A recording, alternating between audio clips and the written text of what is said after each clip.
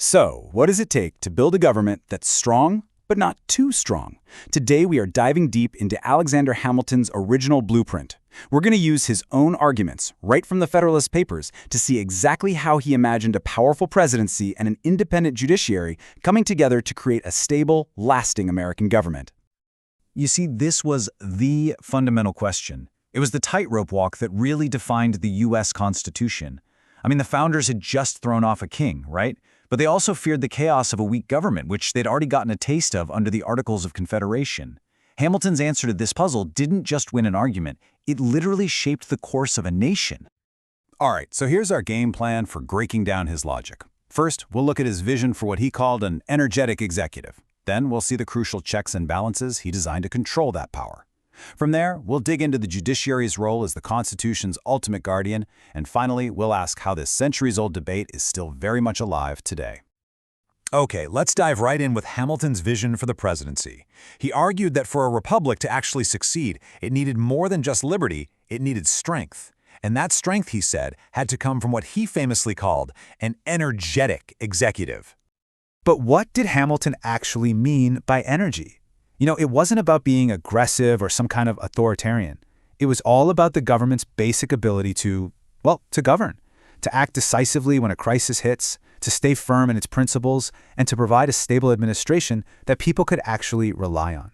So how do you build that kind of energy into the office? Well, in Federalist 71, Hamilton says it all starts with time. He was convinced that a short presidential term would be a total disaster. He thought it would lead to weakness and what he called a servile pliancy to every passing public mood. Basically, a president would be too scared of losing the next election to make a tough but necessary decision. But a 4-year term? Now that gives a leader the confidence to act for the real public good, not just for a temporary popularity boost, and enough time to actually prove their policies are working. And building on this, Hamilton then makes a really powerful case against term limits. See, he saw human ambition not as a weakness to be feared, but as a tool to be used. The chance for re-election, he argued, was the ultimate incentive for a president to behave well and steer clear of corruption. I mean, why steal from the House when you could be invited to stay for another term, right? This also meant a nation wasn't forced to get rid of an experienced leader right in the middle of a crisis, which promotes some much-needed stability. Okay, so we have a president designed for energy and stability. But this is where that tightrope walk gets really tricky. How do you give the executive enough power to be effective without letting them just run wild? Well, that brings us to the next brilliant part of Hamilton's design, power that comes with its own built-in checks. This quote right here, it just perfectly captures the first check, independence. Hamilton knew that if Congress could control the president's salary, they could control the president's will. It's that simple. To stop this, the Constitution forbids lawmakers from messing with the president's pay during their term. This ensures the executive can't be starved into submission or, bribed into compliance. Next up is one of the president's most famous powers, the veto. Hamilton saw a dual purpose here. On one hand, it's a check on the legislature, stopping bad or poorly written laws from going into effect. But just as importantly, he saw it as a shield. It's the president's main constitutional tool to defend the executive branch from being slowly chipped away by an overreaching Congress. And the veto process itself just reveals this careful balancing act. The president can say no to a law, but that no isn't the final word. Congress can have the last say, but only if they can gather a 2/3 supermajority in both the House and the Senate. It's a deliberately high bar, and it's meant to force compromise and make sure only widely supported laws can get past a president's objections. And the checks don't stop there. Hamilton argued that some of the most critical powers absolutely have to be shared. The president can negotiate treaties, sure, but they mean absolutely nothing without the advice and consent of a 2/3 vote in the Senate. The president nominates judges and ambassadors, but they can't take office until the Senate gives them the thumbs up.